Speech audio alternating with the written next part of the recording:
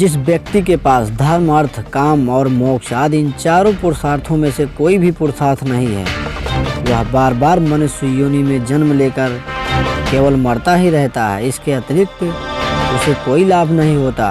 चाणक्य का भाव यह है कि व्यक्ति मनुष्य जन्म में आकर धर्म, अर्थ और काम के लिए पुरुषार्थ करता हुआ मोक्ष प्राप्त करने का प्रयत्न करे।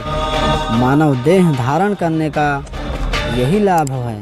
जहाँ मूर्खों की पूजा नहीं होती, जहाँ अन्न आदि काफ़ी मात्रा में इकट्ठे रहते हैं, जहाँ पति पत्नी में किसी प्रकार की कलह, लड़ाई झगड़े नहीं होते, ऐसे स्थान पर माँ लक्ष्मी स्वयं निवास करने लगती हैं। इस श्लोक का तात्पर्य यह है कि जो लोग देश अथवा देशवासी मूर्ख लोगों की बजाय गुणवानों का आदर सम्मान करते हैं, अपने गोदामों में भली प्रकार अन्न का संग्रह करके रखते हैं, जहाँ ये लोग घर की गृहस्थी से लड़ाई झगड़े नहीं करते, किसी प्रकार का मतभेद नहीं होता, उन लोगों की संपत्ति अपने आप बढ़ने लगती है।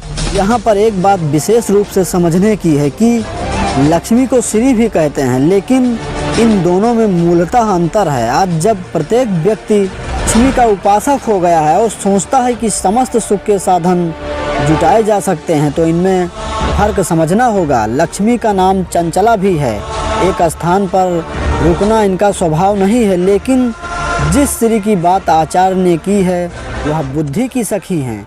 बुद्धि की श्री के साथ गाढ़ी मित्रता है, ये दोनों एक दूसरे के बिना नहीं रह सकती। महर्षि व्यास ने श्री का महत्व भगवान के साथ जोड़कर किया है।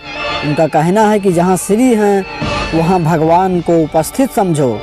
इन श्लोक में जिन गुणों को बताया गया है उनका होना भगवान की उपस्थिति का संकेत करता है।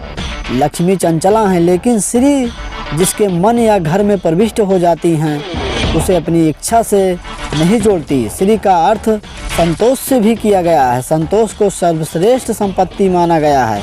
इस प्रकार संतोषी व्यक्ति को लक्ष्मी के पीछे पीछे जाने की आवश्यकता नहीं होती, वह स्वयं उनके घर में और परिवार में आकर निवास करने लगती हैं।